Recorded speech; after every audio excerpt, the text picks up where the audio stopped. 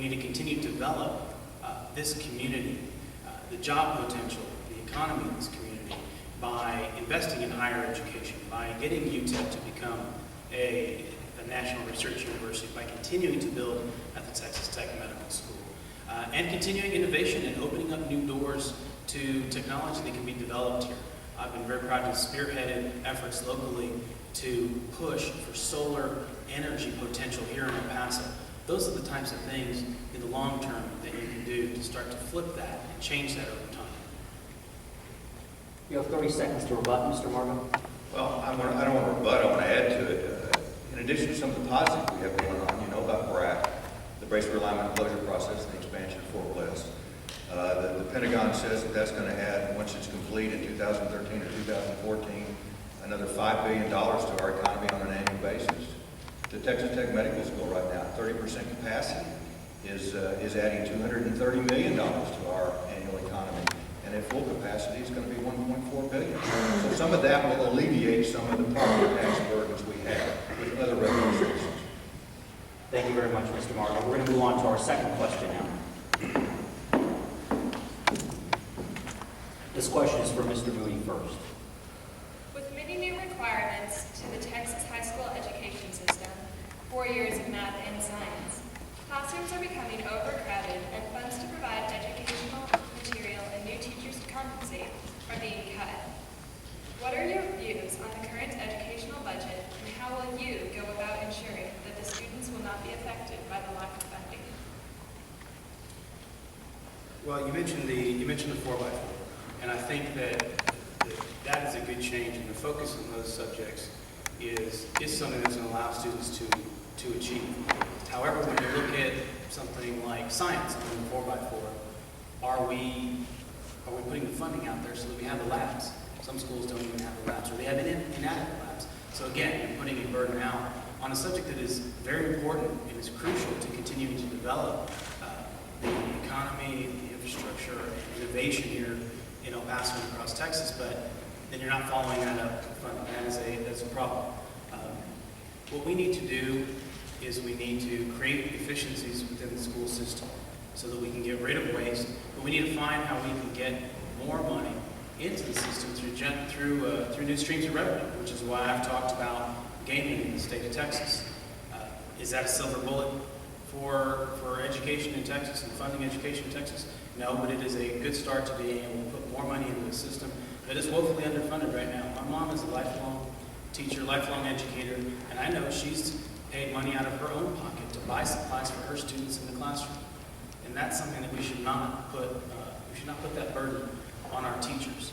That should be met at the state level so that those teachers are allowed to reach out to the students in the classroom and grow that potential that is in the classroom. I'll tell you something I do not support to balance the budget, and that's changing our class ratios right now. Mr. Margo. Education is the largest component of the budget that we have in the state of Texas. From a dollar-to-dollar standpoint, we put a fair amount there. I'm not sure about the outcomes. It's interesting to talk about class size. I was reading the Gates study a few years ago, when they mandated and built the Bill Gates Foundation and did their study and said, at that time, size of classrooms dictated outcomes. There was a direct correlation. 4 years later, this is 4 years, they did more studying, and they've come out and said within the last 6 months that it is not size of classrooms that dictate outcomes, it's the quality of the teaching. So we got to find a way, and I know we only have 1 minute here, and I've got some stats and stuff, but just for 1 minute, let me just say, what we need to do is make darn sure that our teachers are given the resources they need to put the dollars in the classrooms so that the outcomes measure and that the best teachers are rewarded appropriately, compensated, and also provided with the resources they need in the classroom. Mr. Moody. To correct Mr. Margo, in the Gates Foundation report, it didn't say the class size wasn't important. It said that it was not the top importance or top issue related to student outcome. But when you talk to teachers around this community, like I have, they know that in the classroom, having a certain amount of students becomes something they can't manage. And so we need to look at maintaining those ratios that are in our classroom right now so that your kids get the attention they deserve in the classroom. And that is coming from our teachers in the classroom. And I really do think that we need to continue with the tradition we started in the 1980s in helping our teachers out in the classroom and not going back. Sorry to cut you off, Mr. Moody, but we have to keep time here. Let's go on to our third question, please.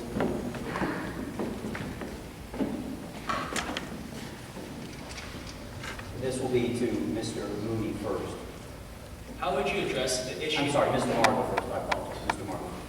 How would you address the issue of illegal immigrants utilizing health care at no cost to them here in the United States? What about requiring auto insurance for those who are here from another country? Well, our state laws, let me answer the last part first and go with it first. Our laws dictate that if you're on Texas roads, you are supposed to maintain financial responsibility, which in most cases means auto insurance. I was in favor of when you're picked up or ticketed without auto insurance, have your car impounded, which is what we talked about, and the city has passed that. I'm not sure how much enforcement is going on right now. There's not a whole lot you can do for out of state or out of country, unless you do impound them and they charge a fee.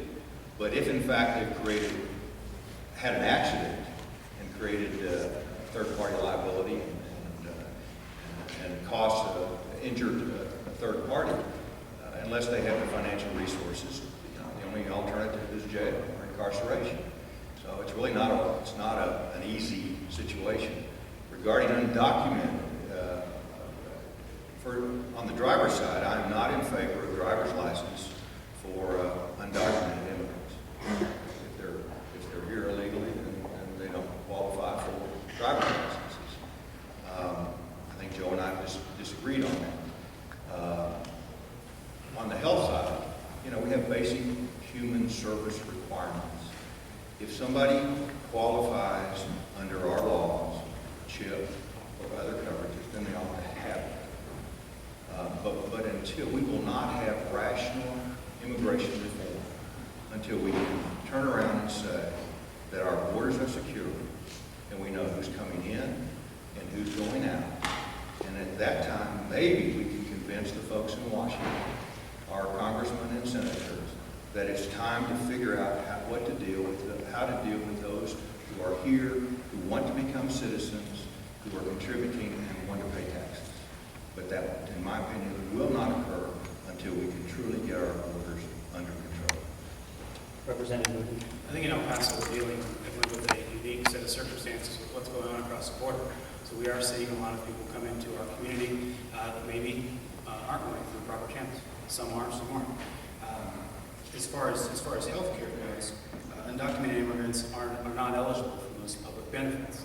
If there's fraud involved in that, then we need to go after it and make sure that it's not going on. But Medicare, Medicaid, food stamps, federal student financial aid do not apply to undocumented immigrants. So I think that we need to focus on what we can do at the federal level. Again, this is a federal issue, to bring that community out of the shadows and start to identify who they are. What penalty, what form that takes, or the penalty they incur for having broken the laws of the United States needs to be decided, but we do need to start to solve that problem. The fact is, we have people in our community right now that are undocumented, that are driving our streets, that are breaking into people. What can we do about that in the short term? What can we do about that to alleviate some of the problems that we have in our community? Mr. Margo. The thing I'll add is that my great-grandmother came from Mexico. I kind of understand the immigration side.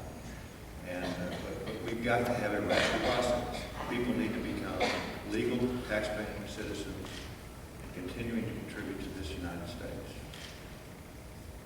We'll move on to our fourth question now, and this will be directed at Representative Moody first. El Paso has the best conditions for solar power generation in the nation.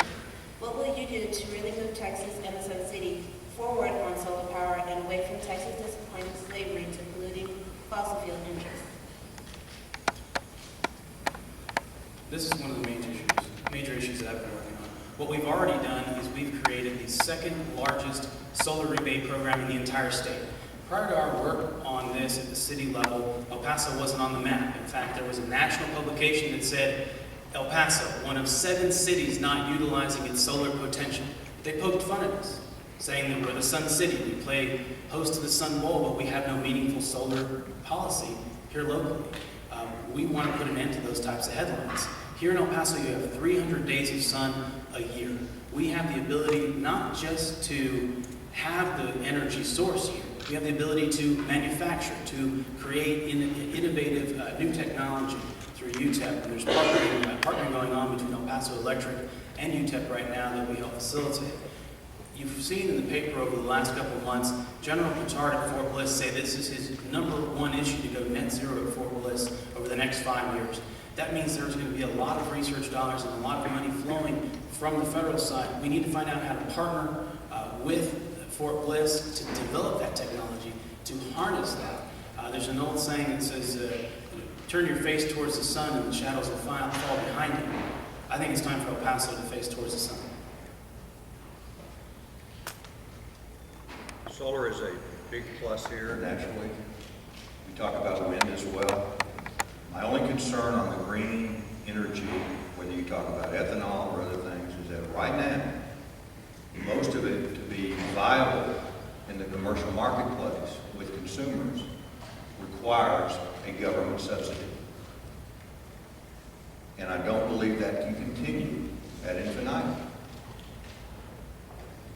The solar side, the Regional Economic Development Corporation is going after 4 types of industry to attract here. One of them is automotive, life sciences, defense, and homeland security, but also clean technology.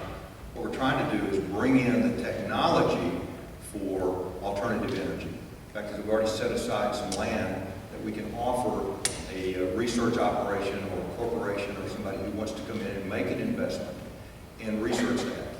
We can't really do wind anywhere near Fort Bliss. It's got to be much further east because the wind turbines affect the radar for air defense and other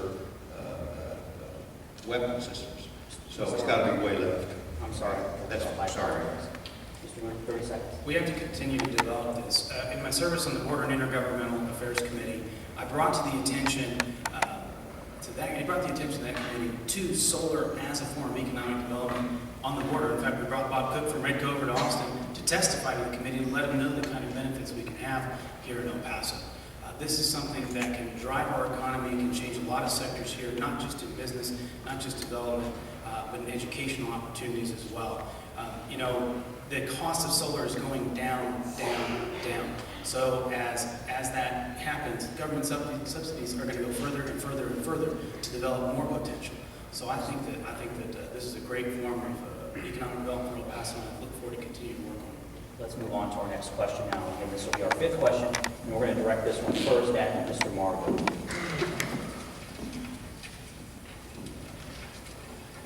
What new ideas do you have to combat obesity amongst our children? And what about Texas adults? Sorry, can you hear the first one? What new ideas do you have to combat obesity amongst our children? And what about Texas adults? Obesity among children in Texas adults. They ought to exercise. You did away with the gym, unfortunately, for some because of the class loads.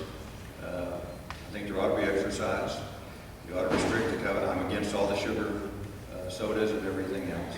It's basically a lifestyle issue. If you look at all the ads in the paper and on the commercials, it's a lifestyle choice. The issues we have here from a medical standpoint, genetically, have to do with diabetes and obesity and renal failure and all those problems and hypertension or high blood pressure. If there's a medical issue that's driving that, and it needs to be dealt with, that's one of the pluses of some of the research they're doing out at Texas Tech right now, is focusing on hypertension and renal failure.